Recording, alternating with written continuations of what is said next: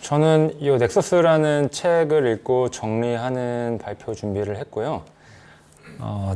뭐 뒤에서 여러 가지 얘기를 하겠지만 제가 읽으면서 느꼈던 가장 큰 어떤 뭐 이 책에 대한 소감은 이 유발 하라리라는 사람이 되게 이 AI의 미래상을 엄청 걱정하는구나. 네, 이런 내용을 되게 다양한 역사적 사례와 현대 세계에서 발생되는 사례들을 이제 근거로 대면서 자신의 논리를 펴는 그런 책으로 이해를 했습니다. 그래서 넥서스라는 이 책의 제목이 뭘까 사전적 정의와 이런 것들을 좀 찾아봤는데, 이 넥서스가 사전적 정의로는 연결, 고리, 이런 허브 뭐 이런 뜻입니다. 그래서 이 책에서 말하는 가장 핵심 메시지는 이 정보라는 거는 단순한 그 팩트가 아니라 우리 사회를 연결하는 이제 네트워크로 구성하는 가장 큰 도구다, 이런 내용을 하고요. 그래서 이 부제에도 인포메이션 네트워크스라는 이제 단어가 들어가고, 그리고 그 다음 부제인 정보 네트워크로 보는 인류 역사라는 내용을 설명하는 이제 사피엔스부터 연결되는 내용입니다. 이제 인류 사피엔스가 언어가 발전되면서 다른 생물 종들을 능가하는 이런 문명 사회를 이룩할 수 있었던 가장 큰 핵심 요인으로 언어라는 것을 얘기를 했었는데요. 그 언어가 이제 구전 신화부터 이 과학혁명을 거쳐서 지금 AI 이 시대까지 어떻게 왔는지에 대한 내용들을 얘기를 합니다. 그래서 부제도 From the Stone Age to AI라고 되어 있습니다. 그래서 제가 그 추천해 주신 크루트게작 영상을 봤어요. 그 영상에 보면 AI가 인류의 마지막 발명품이지 않을까라는 약간 이제 우려 섞인 그런 메시지를 보여주는데요. 그래서 저는 이 인류가 사피엔스로 진화하면서 발명했던 여러 가지 발명품에 대해서 한번 생각을 좀 해봤습니다. 10가지 정도로 추려봤는데, 첫 번째는 뭐가 있을까요? 연대순으로 그냥. 네. 30만 년 전부터요? 그러니까 사피엔스가 아니라 그냥 이제 호모 속으로 다 통틀어 봤을 때 가장 첫 번째 맞습니다. 불입니다. 그래서 이 불을 통해서 이 뇌가 확정되고 밤을 정복하면서 인간 진화의 출발이 시작이 됐고, 그 다음에는 이제 언어.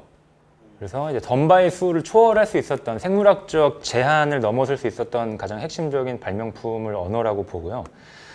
그 다음이 농업. 그래서 이제 도시와 국가가 탄생할 수 있었던 기반을 만들었다고 보고, 그 다음은 이제 문자이죠. 그래서 문자를 통해서 여러 가지 기록들을 만들었고, 그것들이 이제 뭐 수십만 명 수준의 제국을 만들 수 있었던 그런 근간이 되는 발명품이라고 볼 수 있고요. 그 다음에 이제 철기죠. 그래서 이 제국을 탄생시키기도 또는 대국을 망하게도 했던 그런 발명품으로 볼 수 있고, 그 다음이 이제 인쇄술. 물론 이제 그 고려의 뭐 직지심체 요절이 좀 더 빠르다고는 하는데, 인류 역사에 좀 더 큰 영향을 줬던 측면에서는 구텐베르크의 1440년도로 이제 좀 정리를 해봤습니다. 그래서 이를 통해서 종교개혁부터 지금 이 시대를 만든 과학혁명까지 왔다고 볼 수가 있고요. 그 다음은 이제 제임스 와트의 증기기관이 될 수 있습니다. 이 증기기관이 핵심은 결국은 이 물리적 거리를 굉장히 짧은 수준으로 사실은 진화시켰다는 거고요. 그게 이제 사실 제국주의의 팽창까지 연결됐다고 볼 수가 있습니다.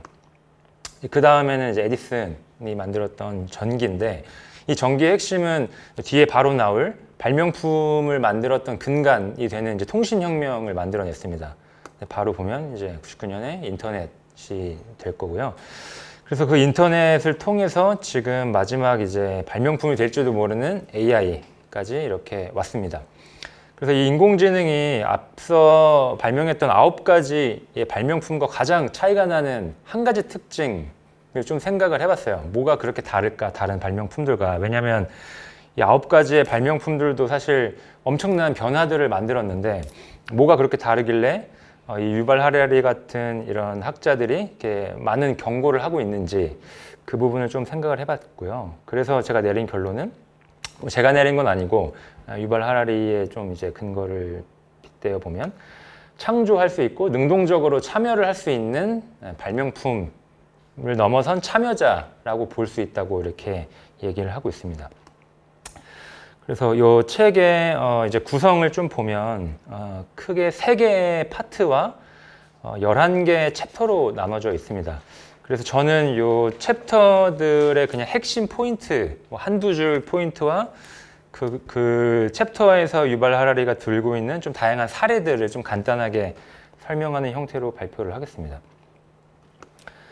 첫 번째, 정보란 무엇인가? 이제 인간 네트워크라는 개념을 가지고 와서 저희 1장에서는 정보란 무엇인가라는 내용을 얘기를 하는데요. 유발 하라리는 정보는 현실을 보여주는 게 아니라 그 현실을 구성하는 도구다. 그러니까 단순한 진실이 아니라 그걸 통해서 연결이 된다는 이 영향력과 네트워크에 대한 얘기를 하고 있습니다.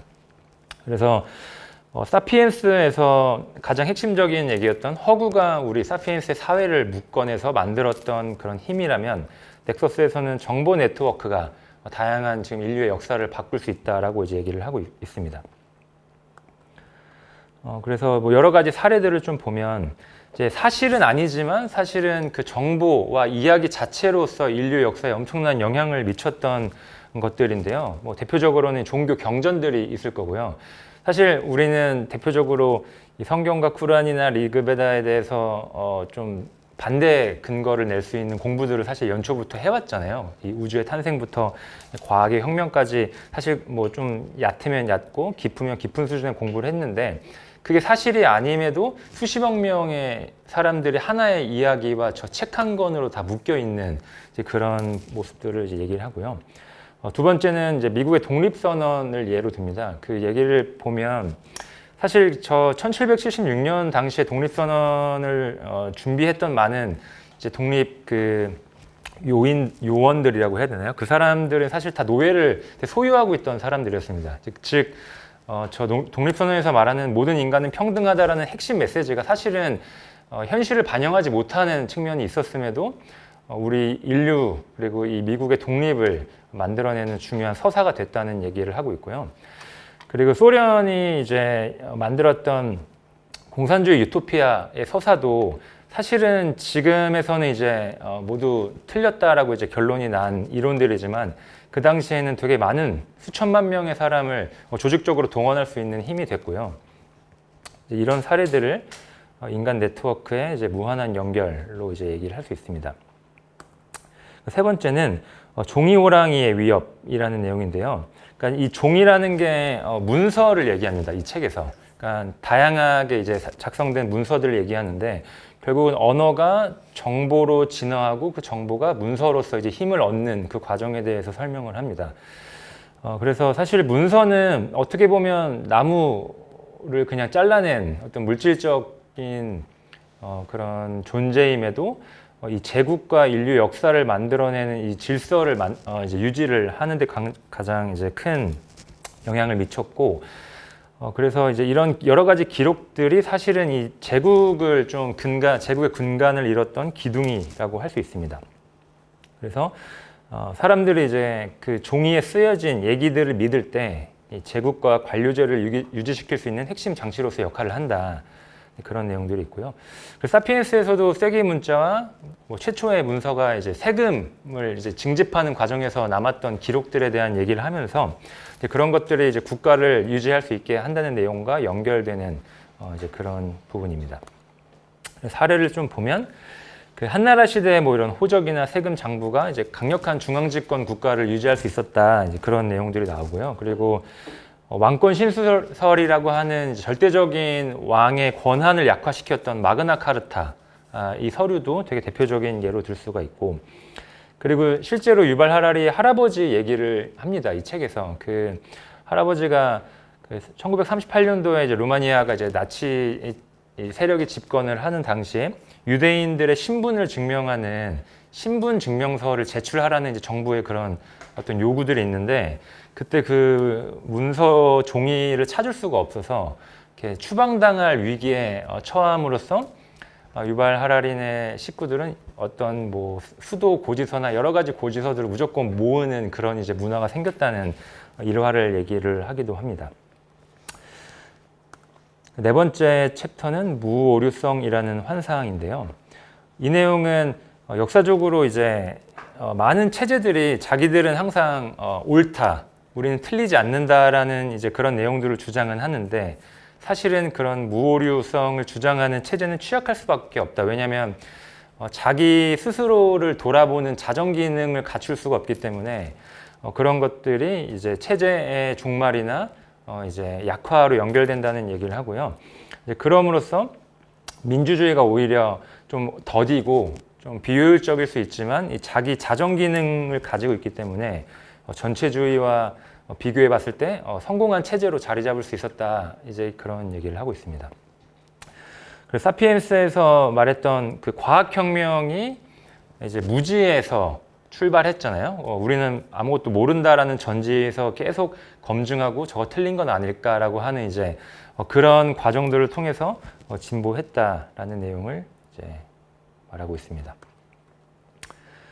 그래서 또 사례를 좀 보면 뭐 카톨릭 교회 교리라던가 뭐 여러 가지 왕권들이 얘기했던 그런 어떤 왕권은 하늘이 내린 권리라던가 뭐 또는 천동설, 지동설 이 얘기에서도 보면 사실 교회가 기존의 천동설을 이제 계속 주장했기 때문에 과학혁명이 지연되고 갈릴레오가 이제 그런 투옥이 되는 사건도 있었고요.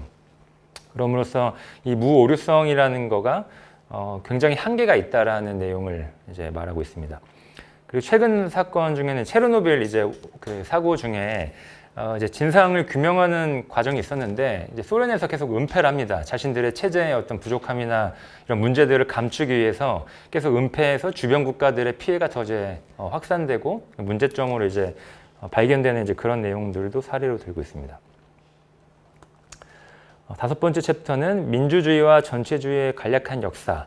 핵심적으로 보면 민주주의는 이제 연결되는 내용인데 정보가 분산되고 스스로가 계속 자기를 검증하는 자정 기능이 있다라는 내용을 하고요. 전체주의는 반대로 모든 정보는 중앙 집권, 그러니까 하나의 채널로 모두 모일 수밖에 없고 그렇기 때문에 다양한 채널들은 묵살되고 거기서 이제 오류가 누적될 수밖에 없다. 그런 내용들을 얘기합니다. 그래서 2차 세계대전, 물론 뭐 이 전쟁 역사는 또 되게 다양한 요인이 있겠지만 이 정보라는 맥락에서 봤을 때 분산된 정보 공유가 결국은 2차 세계대전에서 연합군의 승리를 가져왔다라고 볼 수가 있고요.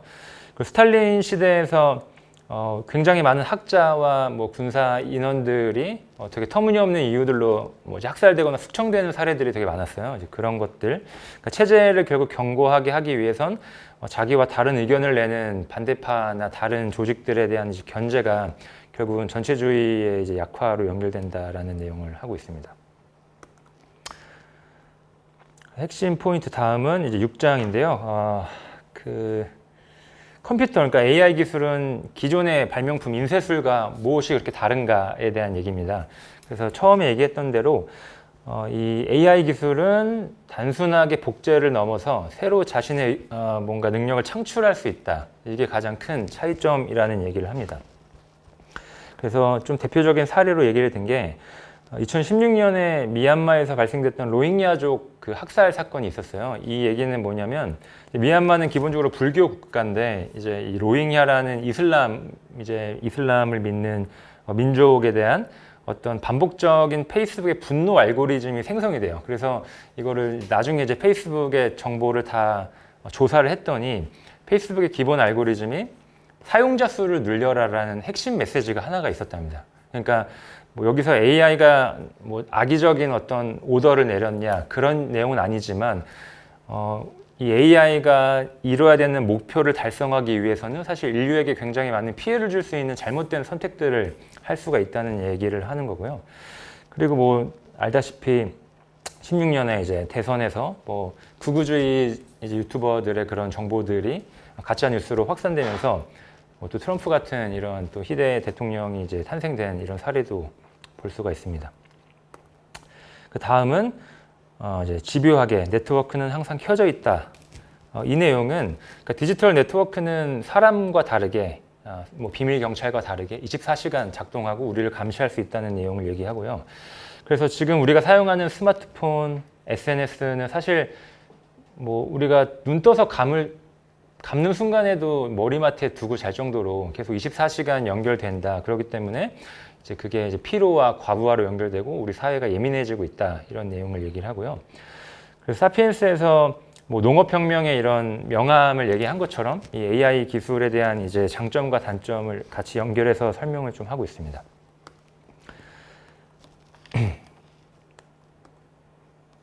보이나요? 네. 잠시만요. 네. 그래서 주요 사례로는 뭐 지금 우리 우크라이나 전쟁도 마찬가지로 사실 되게 실시간으로 그런 비극적인 현장을 우리가 다 모니터링을 할 수가 있잖아요. 그런 얘기들과 또 2011년도에 이제 트위터를 통해서 중동 국가의 이런 민주화 과정에서 굉장히 큰 영향을 미쳤던 사례도 얘기를 하고요. 그리고 뭐 온라인 주식이나 코인 거래 같은 것들도 사실 연결이 될 수 있고 또 최근에 우리나라에서 있었던 뭐 여론조사를 이제 왜곡해서 정치 세력을 바꾼다던가 하는 그런 사태들도 볼 수가 있습니다.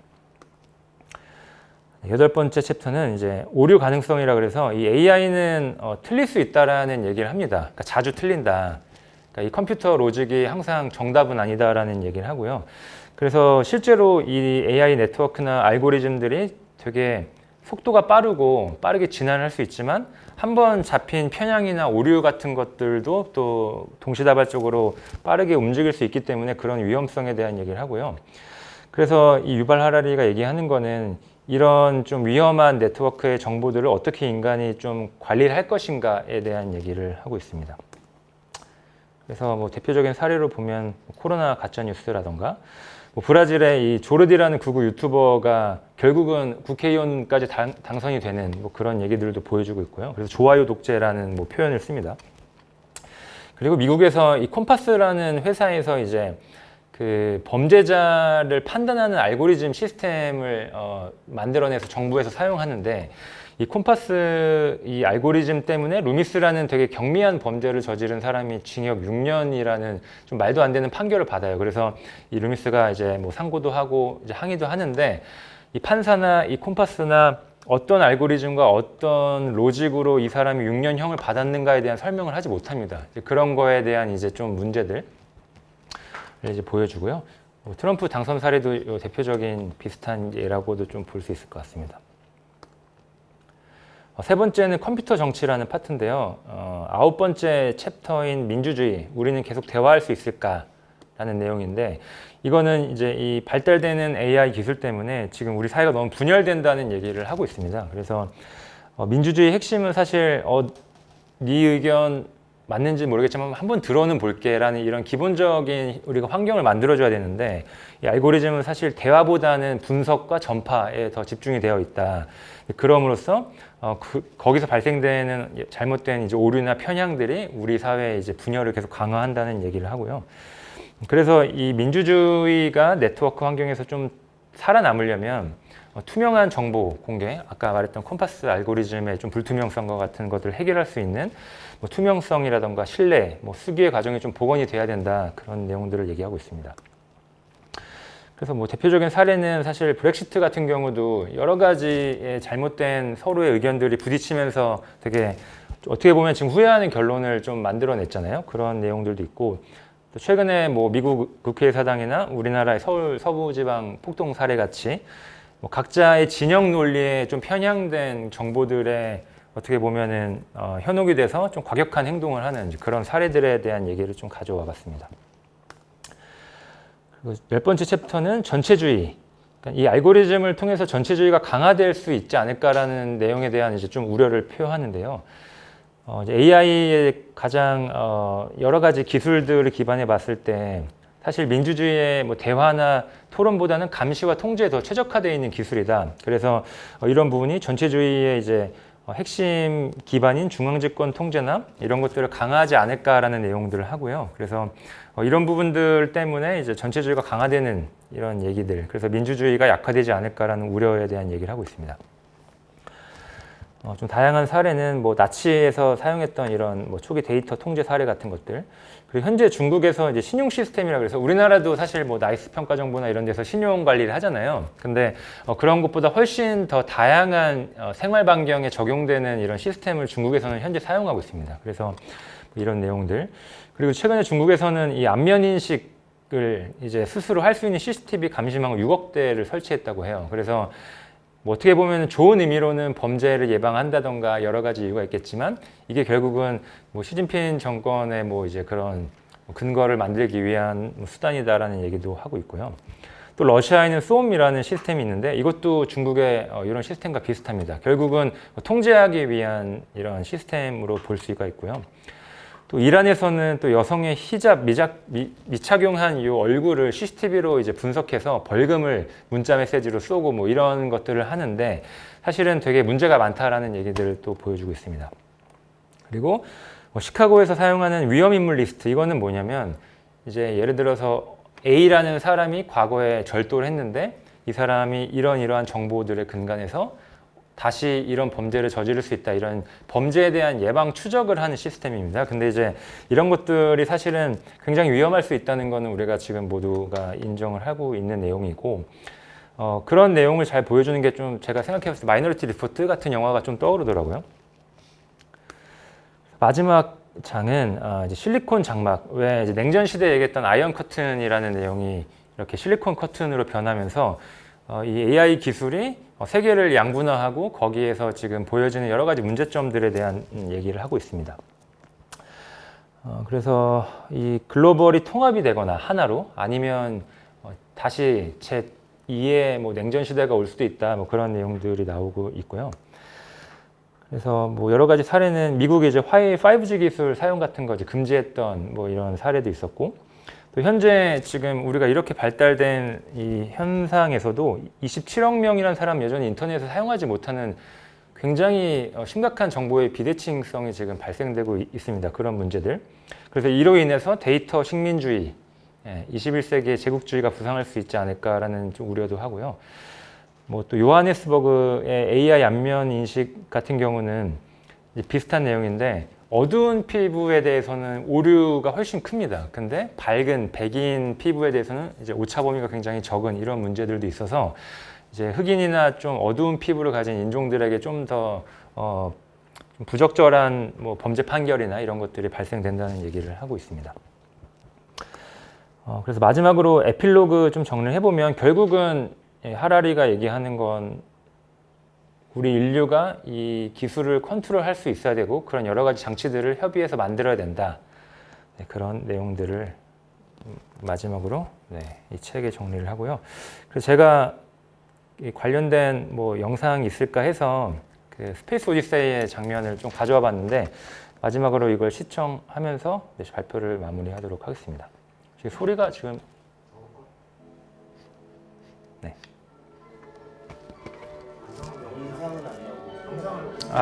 그래구나. 네, 잠시만요. 아하. 네.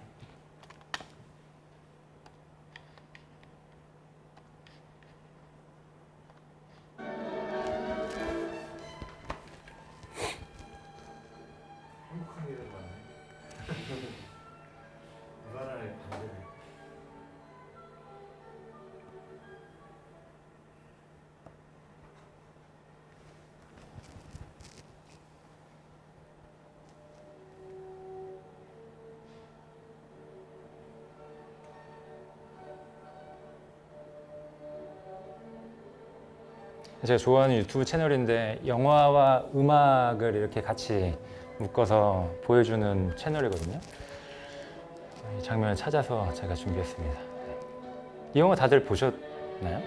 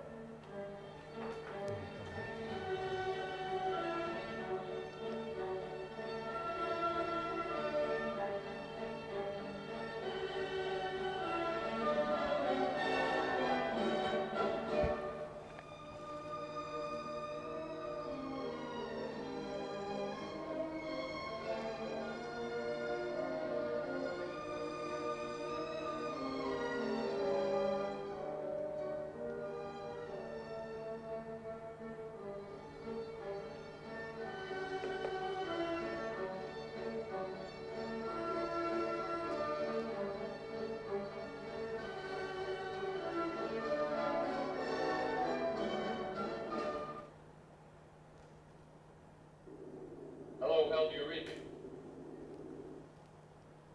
Oh, Hal, do you read me? Do you read me, Hal? Affirmative, Dave. I read you. Open the pod bay doors, Hal. I'm sorry, Dave. I'm afraid I can't do that.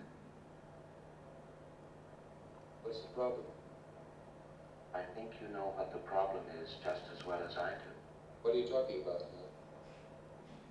This mission is too important for me to allow you to jeopardize it. I don't know what you're talking about, Hal. I know that you and Frank were planning to disconnect me. And I'm afraid that's something I cannot allow to happen.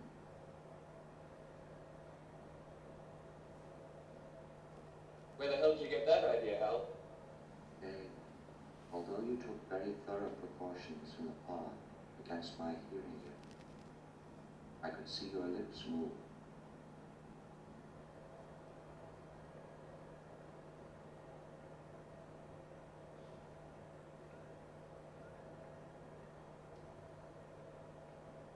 All right, Hal.